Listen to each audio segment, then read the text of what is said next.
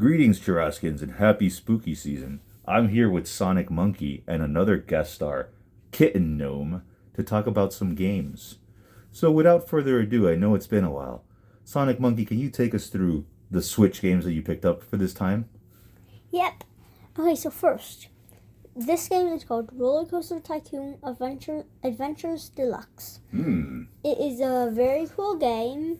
It is not multiplayer. And there are many.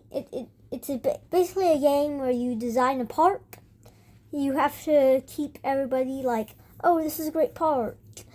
And yeah, it's very fun if you like tycoons. Now let's look inside. Ooh, some cool artwork. This is one of the coasters you can build.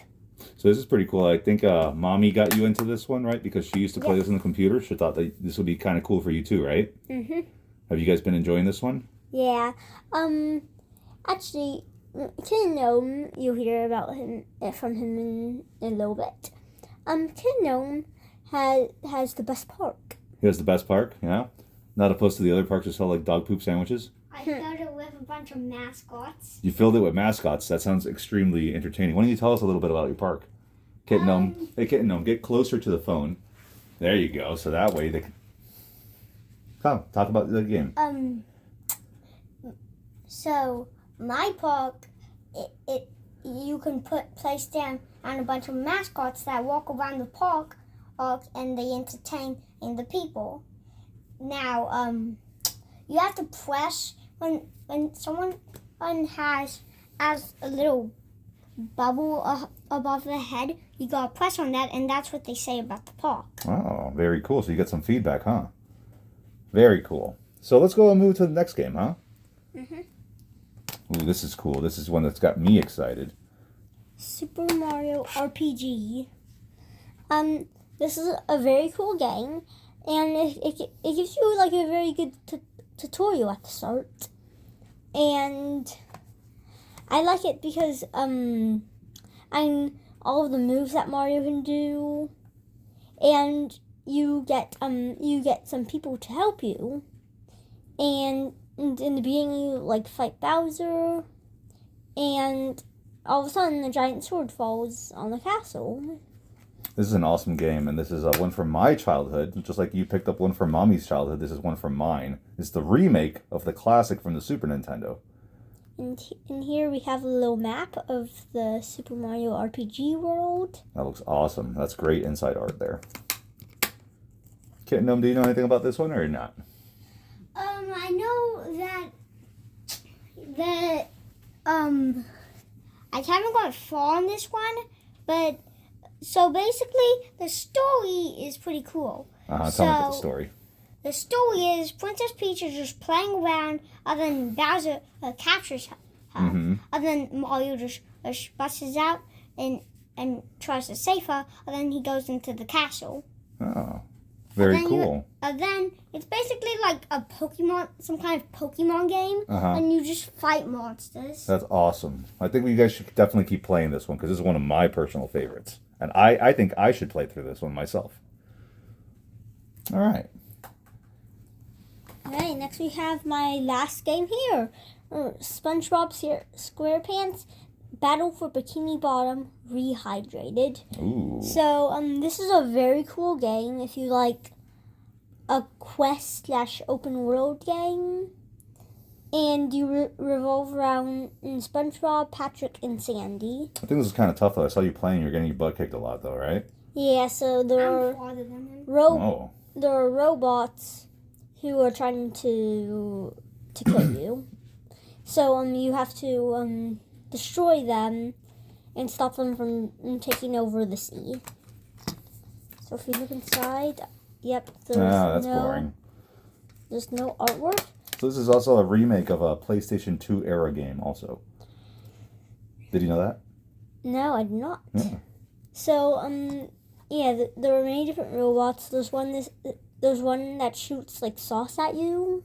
Socks? Sauce. No, Sauce. He's got a big machine and like All right. So, Kitten Gnome, do you have anything else to say about this game? Oh,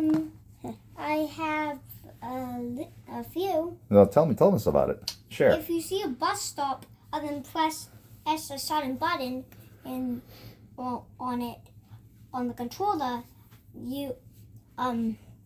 it'll turn you into a different character. Mm-hmm. That's pretty cool. Like a little character swap mechanic. Yeah. Yeah, nice. All right. And now, Kitten Gnome, when do you stay? Because this one is actually one of your games. Oh. This is Super Bomberman. R. It's a really cool game. Now I gotta warn you, this is good for 2-player. The more players the better, because it's basically a teamwork game. This looks really fun. I played Bomberman a lot when I was a kid, but this is a newer version, right?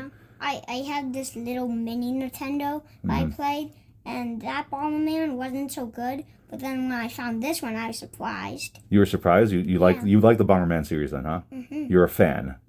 Awesome. And you know what's kind of cool? What I noticed is kind of neat. A lot of Switch games have like spines that just say the title. This one has like the actual like art on the spine, which is kind of cool, right? That's really neat. That's how I recognize it. Sonic Monkey, do you have anything to say about Bomberman R? It's a really good game. I agree. It requires lots of teamwork. Mm-hmm. We got into a few fights, but we worked through it. It's kind of challenging teamwork, and yeah, I agree. You definitely need at least 2 players, but you can play with 1. Now, you might want to get your you don't want to get your best friend playing this with you, because that just might break your friendship. it makes it's hard. It's like, you killed me. No, you killed me. It's very. That sounds like entertaining there. Maybe a friendship maker or breaker, huh? All right, and then the last game that we have for the Switch and is also Kitten Gnome's game is this one here. This is a cool one. Pokemon Rescue Dungeon. Mystery Dungeon Rescue Team.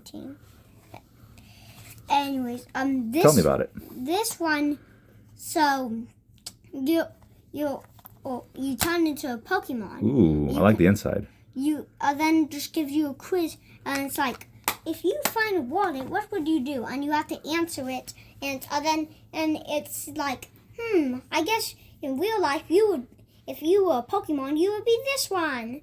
And you can say if you don't think that's you, then you get to pick yours.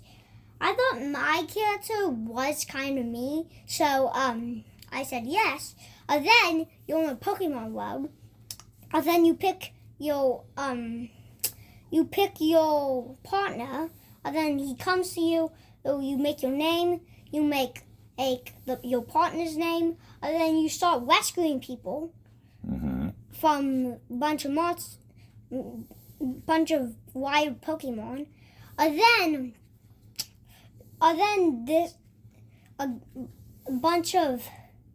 after a while, some Diglets come, and then they make holes. So when you hop in those holes, you teleport somewhere. That sounds really awesome, buddy. So this is kind of like your first experience also with like an adventure type of big game, and you really enjoyed it. I saw you playing this one a lot. Right? Are you excited to get back into it? Yeah. It's really hard, though. Yeah, but you'll get better at it, right? Oh, and I gotta give you a warning. Now there's 2 warnings. These levels have more than 1 level, like 5 levels in one.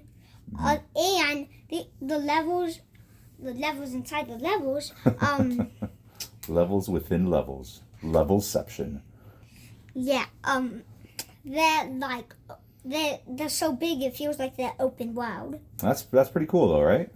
Sonic Monkey, do you have anything to say about this particular game? I do not. I have not played it, but it looks super cool. It kind of reminds me of Super Mario RPG.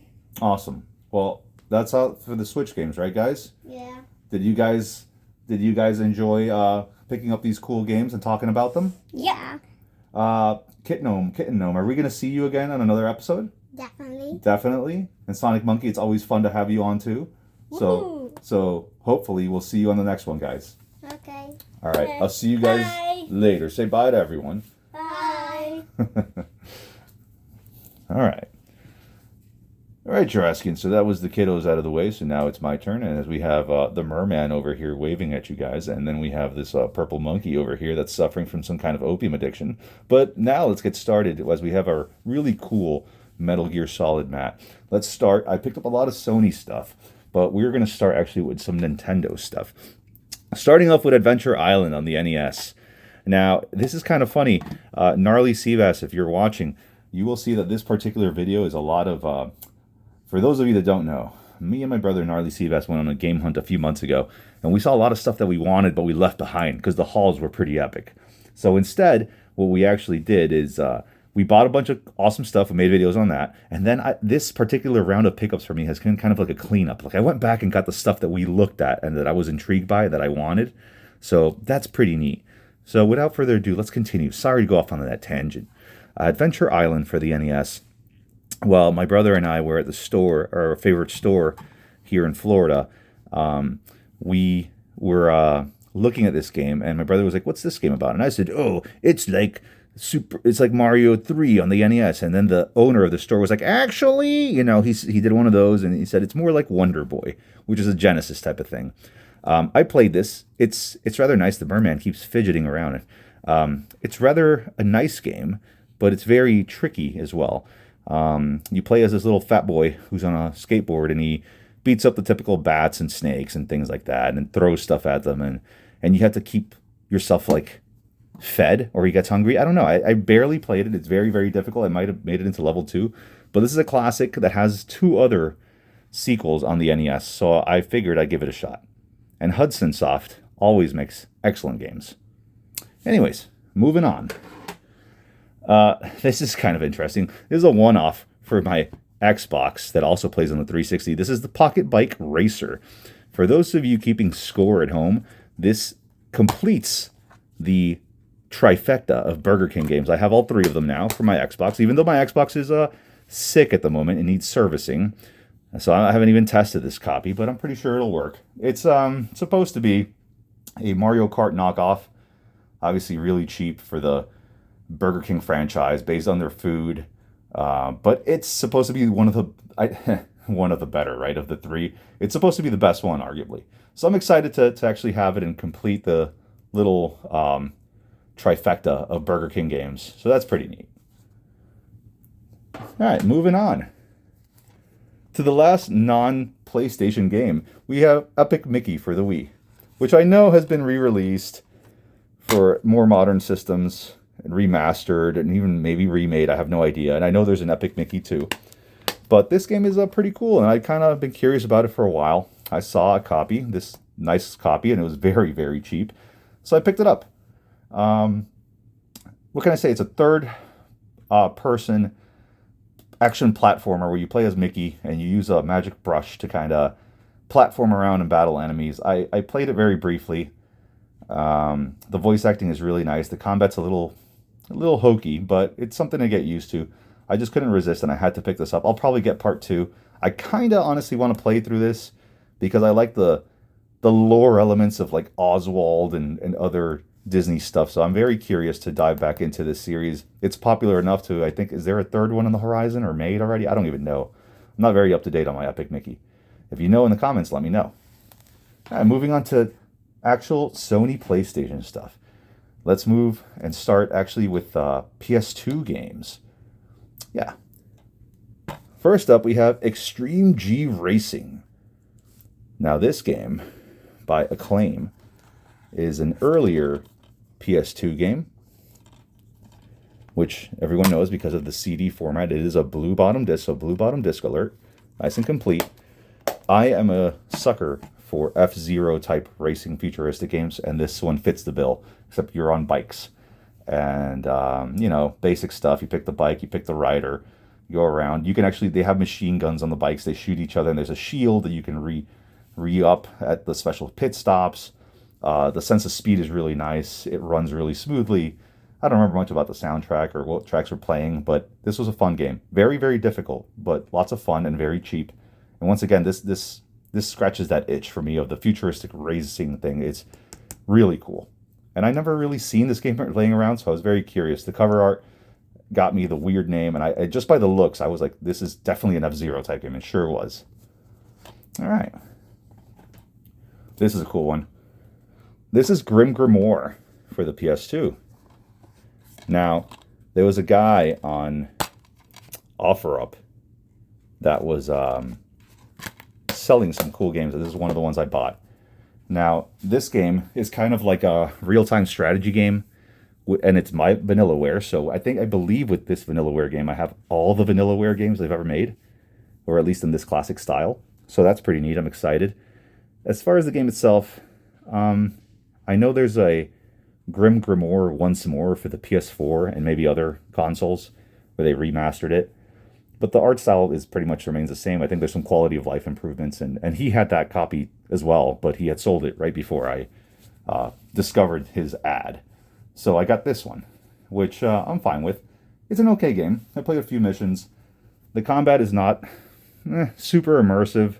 It's an RTS. You send your fairies and elves and things to battle little demons.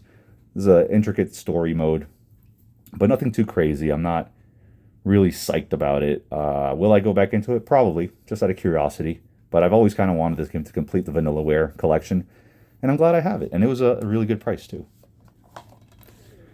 All right. This is a fun one that I've been looking for forever. This is Okage, or Okage, the Shadow King, for the PS2.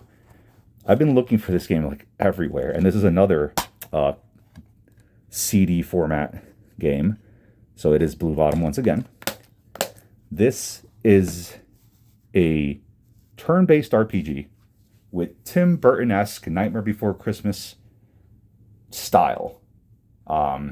It very much looks like a movie, like a claymation type, not claymation, but, you know, I don't even know how to distinctly say the Coraline or like James and the Giant Peach style. And like some quirky humor. It's a lot of fun. I'm kind of enjoying it so far. It's, I played a lot. There's a lot of exposition, a lot of chatter, and I haven't even gotten into combat yet, but I will. And I definitely want to dive back into this. I found this at the convention I went to, and it was scratched up to pieces. It wasn't doing so hot. So instead, I I ordered this one off of eBay, and I've been enjoying my little bit of time that I had with it. But yeah, really cool game. Not many people talk about this game, but it's supposed to be kind of bare bones, and it's just the art style and the humor is what makes it stand out. The next one is a big PS2 game. This is Castlevania Curse of Darkness. My brother and I saw this at the store, and I was like, oh man, I want to get it, but I left it behind, and I went back and got it. So, with this game, I completely think all the Castlevania games on the PS2 era. I think this is one of two. I have the other one, Lament of Innocence, I think it's called. Or, no, I'm totally wrong. It's, I don't know what it's called. I forgot. It's up there on the shelf. I can't look at it. But yeah, this game is really cool. You don't play as a Belmont. You play as this demon forger guy that kind of has familiars and like friendly demons that assist him and can equip a variety of different weapons. The level design and the graphics aren't that great, but the sense of adventure and the feel, the ambiance is there of Castlevania. It's really neat. I'm glad I have it, and I actually made some decent progress in this, a few hours. I'm probably going to dive back into this and beat this. It's supposed to be a cool story, and some of the characters in this are in the Castlevania cartoon on Netflix, so there's that tie-in. It's pretty cool stuff. It's kind of obscure, and this is a relatively mid-tier, expensive PS2 game. There's been up and down pricing all over lately, but I saw it at a decent price, and I couldn't say no. All right, hold on. Let me get something real quick as I get something from this shelf.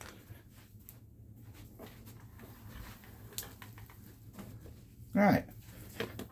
Now, let's see. Like I was saying. All right. Moving on to PS1. We're going backwards in time, I guess. This is a nice copy of Dino Crisis. Raw instinct takes over. Nice and complete. With a big, ugly sticker on there.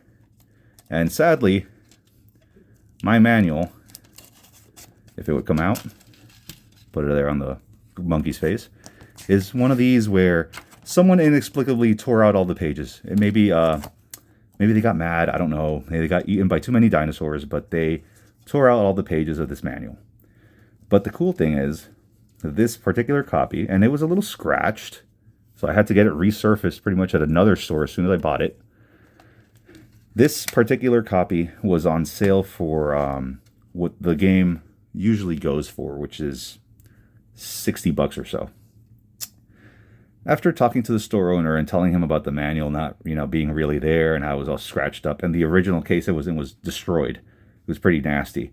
I got this for a fraction of the price. That was almost insulting to the shopkeeper, honestly, but he was cool and he saw that I was a collector, and he knows that I go there to his establishment often to give him a good patron of his.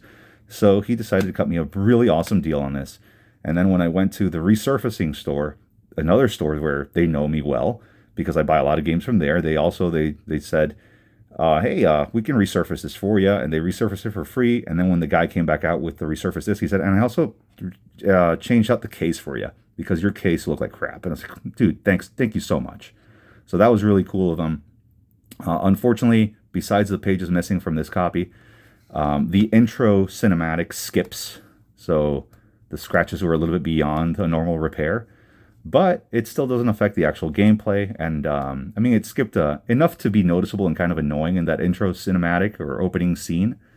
But then, you still got what was going on. Like the guy that gets eaten by the woods by the dinosaur. Everybody knows that scene. Really cool game. Resident Evil with dinosaurs. Everyone knows it. I still have Dino Crisis 2 since I was a kid, since it released back in the day. And this game kind of completes the duology on the PS1. So I'm really pumped. I'm still missing Dino Crisis 3, which is an Xbox exclusive. And some of the offshoots, like I think Dinosaur Hunter or Dino Stalker or whatever it is on PS2. So really happy to have this game. I played it a bit. It's very challenging, but really, really fun. And I've been kind of on this, kind of on a kick of these tank control horror games lately, with playing through Parasite Eve 2 in the last few months. So really awesome addition. I'm glad to finally have this game. And also my cousins had this game when they were kids, and I remember playing at their house, and they had this game, and so I kind of needed to nab it. All right, moving on. Let's go over to, let's do PS4. We only have 2 PS4 games, and they're not super remarkable, but they were, I saw them and I had to get them. First up is Medieval. Medieval for the PS4. This is the remake of the very popular PS1 classic by the same name. I don't know if it ever came with a manual, but it was like $10 at my favorite store. I couldn't say no. So this game, I don't have any nostalgia for the Medieval series. I didn't grow up with it or anything like that. But it's a third-party platformer, kind of like a gothic Crash Bandicoot, if I would say anything like that, if that makes any sense. You play as this zombified knight, which is, I believe his name is Sir Fortesque or Fortescue, and he goes around, he slashes zombies in simple combat with his sword. He has a shield that can break apart if it takes too much damage. Collect coins, you buy like crossbow bolts, typical PS1 era stuff, just with a shiny coat of PS4 paint. It was okay. I enjoyed it enough. It didn't blow me away. Will I return to it? Maybe not sure. But it's nice to, being such a Sony fanboy, to honestly have a remake of one of the cornerstones of the PS1. Initially, one of the big series was Medieval. It was a big deal. Mascot platformers were big back then, and this was one of them. So really need to have a copy of Medieval. All right, and that's the last PS4 game is This War of Mine, The Little Ones. And this is the PAL copy, because I don't know if this released in the States in TSC copies. I'm not sure. Once again, not sure if it had a manual, but here it is. For those of you who don't know, This War of Mine is kind of like a survival simulator. You get these survivors in a broken down house and you fortify it, you forage for supplies, including ammunition, weapon parts, and you go out and forage not only for that, but raiding other camps and stealing equipment and maybe getting into combat with other survivors, or people try to invade your house. That's the base game, and this particular copy, The Little Ones, adds children survivors, I guess, into the game. So The game is pretty dark, pretty bleak, and very, very, very difficult. I heard about this originally in I think, Metal Jesus hidden gem recommendation, and I said, hey, that sounds interesting. And it was very cheap once again when I saw it, so I had to pick it up. I played it for a few hours, and I like the gameplay, but it's so dang difficult. It really is. But nonetheless, I'm happy to have this, and it's a unique, very unique game. Now, that's it for PS4. I didn't have a whole lot. Let's move on to PS3. I picked up some really cool stuff on PS3. So, starting off with Time Crisis Raising Storm Collection. Now, this has collection. It's also a PAL copy, once again. That's what I found in the store. And I think there is an NTSC copy, but and nice and complete with the manual. And it actually has pretty cool art on the inside. And I think it's the characters behind the disc. But this is a collection that is compatible with the PlayStation Move. I use the controller because I don't have the Move. And it has Time Crisis 4, Time Crisis Raising Storm, and this is really cool. Dead Storm Pirates. What is Dead Storm Pirates? First of all, let's get Time Crisis 4 is Time Crisis 4. Time Crisis Racing Storm is it's a offshoot of the Time Crisis series. By the way, really fun games with the controller. Really addictive arcade gameplay. If anyone remembers Dead Storm Pirates, it's basically that game that's had every Dave and Buster's or maybe even Chuck E. Cheese that's still existing. And it's a on-rail shooter. All these are on-rail shooters. It's an on-rail shooter that's really hokey, that you're some pirates and you fight like skeletons and bats and squids and things. And it's a lot of fun to play in the arcades. And it was a lot of fun to play at home also. And since the PS3 is powerful enough to emulate those arcade machines, I think it's a perfect carbon copy of the arcade machines. So I'm really happy to have it, really content with it. And actually, it took forever to install for whatever the reason, so I'm definitely going to keep it on my hard drive and try to play through it at some point. The only downer about this is, as far as I know, there's no unlimited continue option. So you're just kind of, stuck with whatever you got, and good luck. And if you suck at the game, you'll never get to see the ending. But I think you can play 2-player also, waiting to see if somebody else wants to play it at some point. It would be cool to have the Move, though. Because I also want House of the Dead Overkill, and I think it would be awesome to play with the gun controls and all that stuff. So, really neat. All right. Command & Conquer Red Alert 3, the Ultimate Edition for the PS3. I'm going to go ahead and name the stinker of the video right now, and it's unfortunately this game. I've wanted this game for such a long time. For those of you that don't know what this is, it's a real-time strategy game, vein of StarCraft or Warcraft, and you play this alternate reality or future where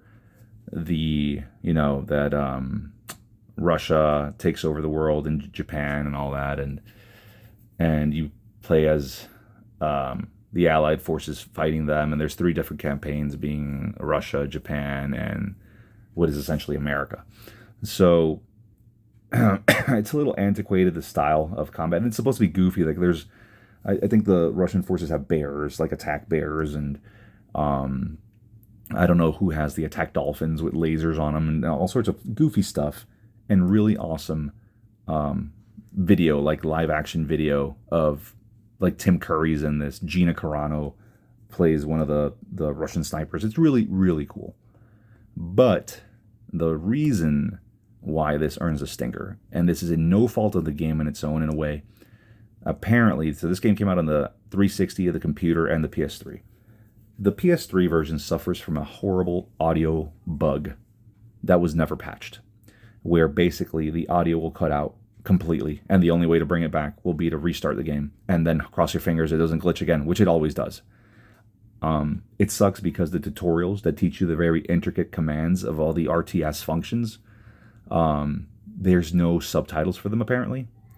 And so when they're telling you all these intricate button presses and what manufactures what and how to harvest your resources, you don't know what you're doing. So unless you come from the 360 camp or the computer camp and you know how to play the game, you're not going to figure this out. So this game immediately goes to that stinker because of that, because of their EA's and Sony's faux pas there of never patching this. There's some kind of workaround to switch some settings in your audio inputs or outputs or plug something somewhere else or something, but you shouldn't have to do that to play a game. It's ridiculous. So it's unfortunate that this game, I wanted this for forever. I couldn't find it anywhere either, and I had to order this copy, and I ordered it just to be disappointed. So yeah, the stinger right here. How unfortunate. And it also sucks because like when Tim Curry's on screen and doing his the acting for the scenes, the little bits, the audio cuts out there too. So sucks. Avoid at all costs. All right, move on to happier things. Motorstorm for the PS3. Gnarly Seabass loves Motorstorm. Really cool. This is back when people still cared. And I believe, yep, it's a full color manual in there. Nice and complete with the registration or some other stuff and a cool inside art there, reversible cover. Not reversible cover, but the inside art. This was bought from that guy that sold me Grim Grimoire. This was like $5 and a great deal, I believe. This is a cool apocalyptic racing game where you play as dune buggies or trucks or motorcycles, and you thrash each other as you try to complete point A to point B, I think, or lap races. This was a flagship title for the PS3 when it released, and it spawned a good series on the PS3, and then the series kind of just disappeared, dropped off the face of the earth. Unfortunate. I like this game. I played it for a bit. It's very difficult, in my opinion. I'm not very good at these type of games. I mean, racing games I am, but these like combat, vehicular combat games, I'm not super great at them. But it's still a lot of fun, and I'm glad to have it. And for $5, I could not say no. Yeah, Motorstorm. Next one is weird. We got a Japanese copy of JoJo's Bizarre Adventure, I think, or Ultimate Battle, whatever it's called. Nice and complete, once again. Really neat looking disc. And it has all its paperwork here, and a complete color manual, once again. Everything's in Japanese kanji that I will never understand. And it even has, like, I don't know, this is like weird stuff. Like, this like, I don't know what's up with this. Like, this opens and there's like a book inside this chick's face. I don't know. Really weird. Really weird stuff. Maybe it's download codes and you guys are stealing my stuff. I don't know. But I can't read any of this. This is really, really cool, though. And there is an American copy. But I know that the NTSC copy was extremely expensive for a long time. And then it re-released in the PS4, and then the prices for both kind of plummeted. But I saw this for next to nothing, and I figured I'd give it a try. And I actually enjoy the combat. It has that Street Fighter 4 cel-shaded look to the graphics with like 2D and 3D planes in the combat. Easy to pull off combos. You don't need to know Japanese to play the game. I still enjoyed it. It's a fighting game. It's really easy. But, I mean, you don't know what their characters are saying to each other. At least I don't. I don't know Japanese, so I didn't know what they were saying to each other. But I got the mechanics, and it was a lot of fun. I like this so much that actually I'd be willing, if I found it at a good price, pick it up for the PS4, the NTSC copy, so I could really, really get into it. But yeah, cool little pickup, kind of quirky. Got a few more PS3 games. This is the Journey Collector's Edition. Got this from that guy on OfferUp as well. Nice and complete. From Cybertron Videogames is where he got it from, apparently. It was cool. Little manual in here. A full color once again. Cool art from Flower and I think Flo on the other piece behind the disc. I don't know, or maybe from Journey. So these were 3 PSN games that were released. Journey being heralded as the second coming of bread, basically, to the universe because everyone loved this game. I don't know anything about Flow. I think you're some kind of little animal and you eat things, kind of like the old Snake game, and you get bigger.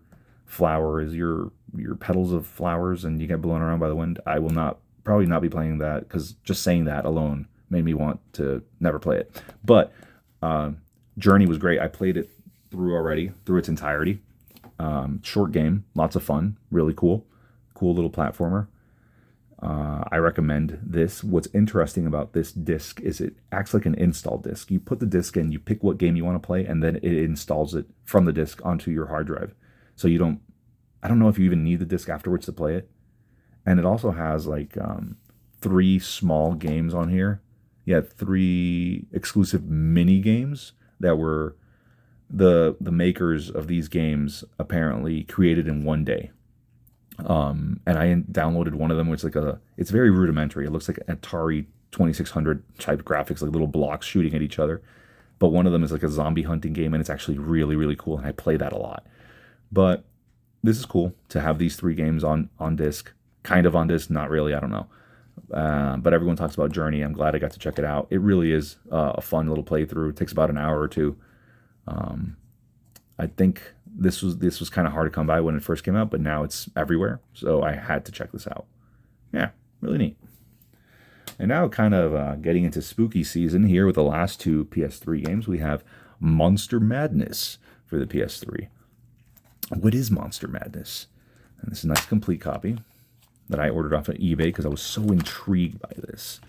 I saw it on a few videos, was kind of interested by it. So this is spiritual successor to Zombies Ate My Neighbors from the SNES and Genesis days. Just not as polished, but polished at the same time because it has the newer graphics from newer systems. This came out on the 360 initially as Battle for Suburbia or something like that, and then they made the Grave Danger version for PS3, which is enhanced, supposedly with better controls. It controls like crap. It runs like crap, but it's really cool. Like you multiplayer zombie and mummies and monsters, and you kill all sorts of things and make weapons out of nail guns, and there's a variety of weapons. One of the game's biggest points, it touts itself on having a ton of weapons at your disposal. So that's pretty cool. I played it for a bit. It was fun. It just runs really rough. If it wasn't for that, I'd say recommend this and get it no matter what. But I liked it. I like this game. This was a fun time, and I'm gonna definitely play this again. And I really love this cover. I think it's really cool, and it fits with our Halloween theme for this video, which is kind of non-existent because nothing's been spooky so far. Anyways, last PS3 game might keep up the spooky thing a little bit. It's Plants vs. Zombies, the PS3 version. That it also includes Peggle and Heavy Weapon, which are they were iOS games, I think. Which is funny because I think, actually, really quick, Monster Madness was initially an iOS game, I think, and then it got ported to console. So maybe that explains some of its issues. So this is basically Plants vs. Zombies for your PS3. It looks better, and it plays better than the computer version that I played such a long time ago. And it has some new things, like you can change your house or whatever. But the main reason I got this is that I have a laptop that I had since college, and the hard drive died on it. And that computer had a disk drive, and I used to play Plants vs. Zombies there, or StarCraft and things like that. And now that that's dead, and I don't feel like getting a new laptop because I can pay my bills on my phone, and computers are kind of useless to me in general now, I decided to get this. And now I can replay one of my favorite games on my PS3. And I did. Actually, I played through the whole campaign, already beat this. I really, really enjoy Plants vs. Zombies. It has a lot of nostalgia for me, and it's a fun time. I recommend it. It's a tower defense game. You plant a variety of plants on the left side of the screen, while a zombie horde encroaches from the right, and they have to fight them back. Different plants do different things. Different zombies resist different things and are faster. Football zombies run really fast. Giant zombies throw little midget zombies at the plants. You can shoot peas at the zombies, launch watermelons, things like that. Really, really fun time. I really am glad I got this. And now that I have this, the only other couple of computer games I kind of need to get for consoles now are going to be Sims 3, some kind of version of that, and StarCraft, which the N64 StarCraft might have to be on the horizon for my collection soon. But yeah, if you see this copy of Plants vs. Zombies on the PS3 and you like Plants vs. Zombies in general, I recommend this. It doesn't control as well as the computer version because a mouse is always superior to the controller for this type of stuff, but it's still not a bad way to go. All right, finally, let's focus on PS5 games. Starting off with Jurassic World Evolution 2, or as the French would say, Part 2. A World Evolved. My son, Sonic Monkey, really liked Jurassic World Evolution, the first one, so he wanted the second. It's more of the same. Build a dinosaur park, keep your guests happy, build attractions, set up ranger stations, trank dinosaurs, airlift them to their enclosure.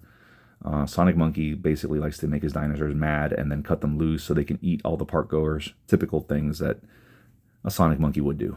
But it's very intricate. I remember the first Jurassic World Evolution, we really couldn't really get into because the controls were too intricate for him and he was a lot smaller. But now this one, it's right up his alley. He took it to it like a duck to water, and he really enjoyed it. And he's going through the missions, playing totally backwards, like, destroying the whole park and everything. But he's having a blast.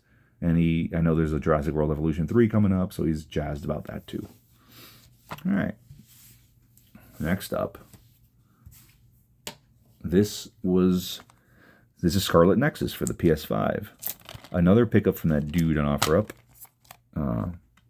I was eyeballing this game for a long time when it came out. Everyone gave it rave reviews, and then it started popping up at GameStop and places for like $5. And so I picked it up. It was $5. And it's a third-person action combat game.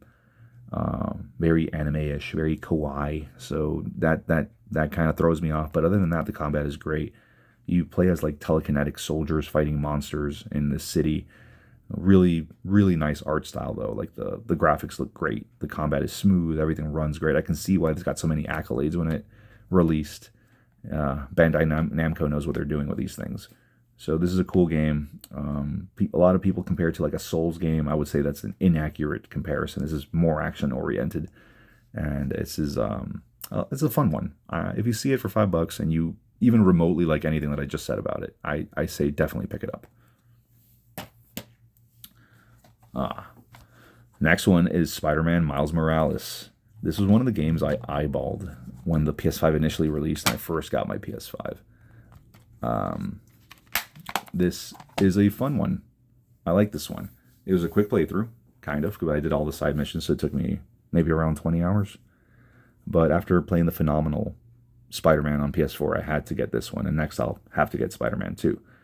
So, more of the same. You play as Miles Morales. You go through the city, web-slinging all over the place, beating up bad guys, stopping heists, fighting classic villains like the Rhino. And basically the Rhino, that's about it. But really cool story. Phenomenal first-party Sony release here, where the graphics are really put on a flex. And it's a fun time. If you're a fan of superhero games, this is one of the better ones out there, along with the other Spider-Man games. So I say go for it. These next two games I got at Best Buy. This is Like a Dragon Pirate Yakuza, a modern-day Pirate's Tale, with a really cool Ryuga Gotoku Studio sticker. I played this for a few hours, and the humor of the Yakuza series is there, but the only downer is I kind of realized that unless it's turn-based, like the other Like a Dragon games, I'm not a huge fan. This was still fun, and the humor's there. Goro Majima is hilarious as always. The story is interesting. He becomes a pirate. I played maybe 5 to 10 hours of this in there somewhere. Really like what I played so far. I will go back to it to finish it, just because I feel like I have to finish this game. But I will probably steer clear of traditional Yakuza games in the future, even though I already bought that collection a while ago and all that. But unless it's turn-based, I'll probably steer clear. And Ichiban Kasuga is such a better character. It's so much funnier. But yeah, it's a fun brawler style where you have cutlasses also and pistols and things like that. And you scour the islands and you build up your pirate crew. Typical Yakuza flair. Really cool stuff. All right, 2 more games to go, and they are really neat. First up, we have the Silent Hill 2 remake. Now, this is big for me because, as you know, I am notoriously terrified of scary games. So, considering that the original Silent Hill 2 is about $200 on the PS2 and maybe $20 or $30 less on the original Xbox, which mine is dead right now, and I saw this for $40 at Best Buy, I picked it up. And I thought, man, I'm going to play the first 5-10 minutes and never play it again because I'm going to be terrified, crap myself. But no, the game is so good. I played through the whole thing. I beat this one already. This was phenomenal. The scares are kept to a low level, in my opinion. The ambience is definitely there. It's definitely unnerving at points. It creeps you out, but it's nothing that I couldn't stomach. This becomes officially the creepiest game I've ever beat. And the story is great. Like everything that people say about it. The only downer is now it's been spoiled. Like everybody knows the story of Silent Hill 2. It happens. I'm not going to tell you here in case you don't know for some reason, but I already knew what was going to happen to the main character before the credits rolled. But it was cool to play through the story and see how everything works. And just the Bluebird team did a phenomenal job with this remake. Everything looks phenomenal. It really is a big budget release. It's a AAA game. And it's the thematic elements of I don't want to spoil it, but it's just so good, and it deserves all the praise that people give it. So I highly recommend that even if you're scared, even if you're kind of terrified of things, you take up Silent Hill 2, the remake, in this spooky season and go through it. I heard they're making a Silent Hill 1 remake also soon. I am definitely going to nab it now. And I want to get Silent Hill F now because I think this game has officially turned me into a Silent Hill fan.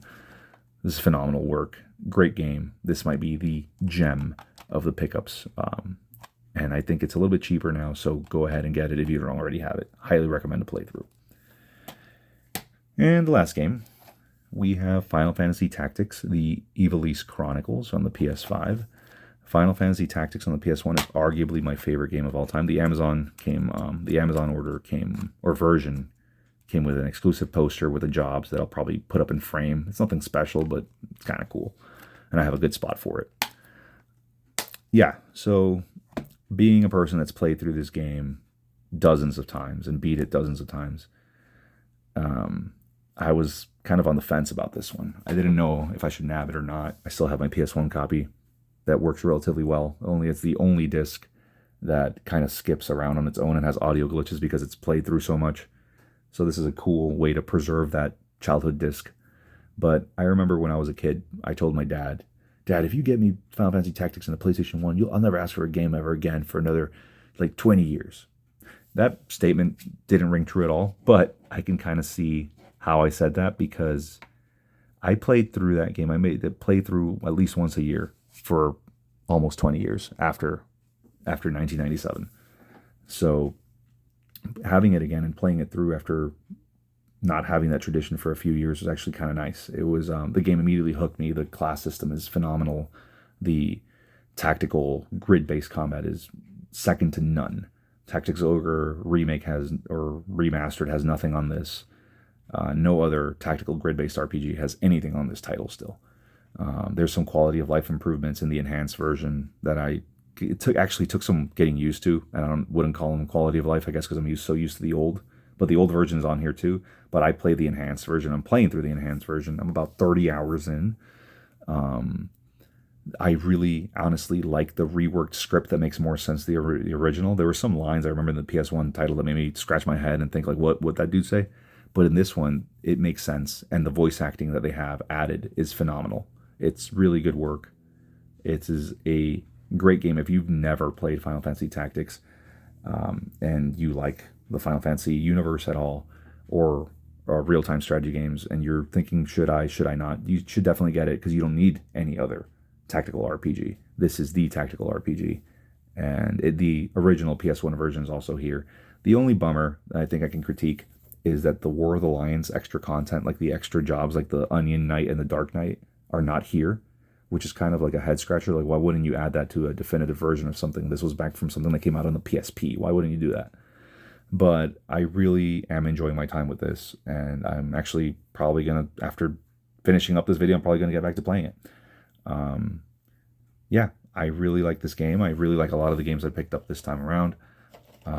If you guys see anything you like, just let me know, or comment down below and tell me what you think. I always have a lot of fun doing these videos for you guys. I know it's been a while. I've been very busy. Work has been insane, and it's going to continue being insane for the foreseeable future. But if you guys want to tell me what you've been playing, you can comment on the comments down below. And if you like what Sonic Monkey and Kitten Gnome have been playing on the Switch, also let them know. They would love the feedback. And thank you guys once again for watching. Oh, there goes the games. There go all the games. Thank you guys for watching once again. I always appreciate the viewership. Thank you for spending about 50 or so minutes of your time watching me babble about games. Enjoy your Halloween. Be safe and have fun. Catch you guys later.